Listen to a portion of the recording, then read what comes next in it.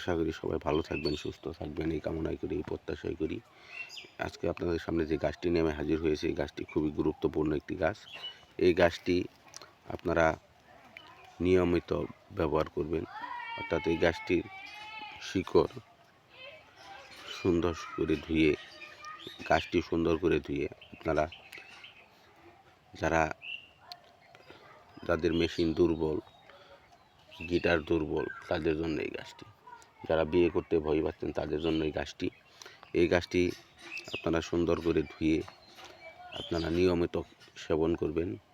এই গাছটি খুবই গুরুত্বপূর্ণ একটি গাছ। এই গাছটি আপনার বাড়ির আশেপাশে বিভিন্ন জায়গায় পাবেন।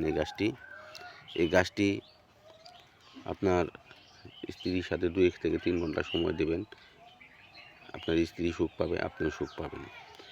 এটা বলা আছে যে, ভাই বিশ্বাসে বস্তু মিলে তর্কে বহুদূর, চিল্লে জুড়ি না চিল্লে ভাত ঠান্ডা করি। এই কথাটি ভিত্তি করে আপনাদের মাঝে আমি এই গাছটি তুলে ধরেছি। আশা করি সবাই এই গাছটি নিয়মিত সেবন করবেন। এই গাছটি সেবন করার আপনারা প্রতিদিন সকালে খালি পেটে উঠে ঘুম থেকে উঠে আপনারা এই গাছটি সেবন করবেন। আশা করি এই গাছটি খাওয়ার পর আপনি একজন মহাপুরুষ, বীর পুরুষ নামে পরিচিত হবেন। এই গাছটি খুবই গুরুত্বপূর্ণ একটি গাছ। এই গাছটি আপনার বাড়ির আশেপাশে বিভিন্ন জায়গায় পাবেন। এই গাছটি আপনার মেশিনের পানি দুর্বল এবং যাদের পানি পাতল, পানিকে ঘন ও শক্তি বৃদ্ধি করবে। আশা করি আপনারা নিয়মিত এই গাছটি সেবন করবেন। এই গাছটি সেবনের নিয়ম আমি বলে দেব। এই গাছটি আপনার প্রতিদিন সকালে ঘুম থেকে উঠে খালি পেটে কিছু গাছ তোলার পর আপনারা সুন্দর করে ধুয়ে একটি পাটায় এটার রস করে নেবেন।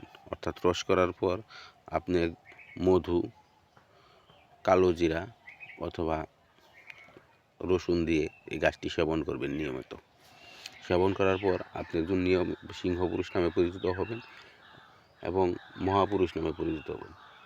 আপনার স্ত্রী তখন বলবে, আমি আর পাচ্ছি না, আমাকে ছেড়ে দাও, তবুও আপনি ছাড়তে বাধ্য হবেন না। আশা করি সবাই ভালো থাকবেন, সুস্থ থাকবেন। এই গাছটি তোলার আগে আমাদের কাছ থেকে অনুমতি নিয়ে তুলতে পারবেন।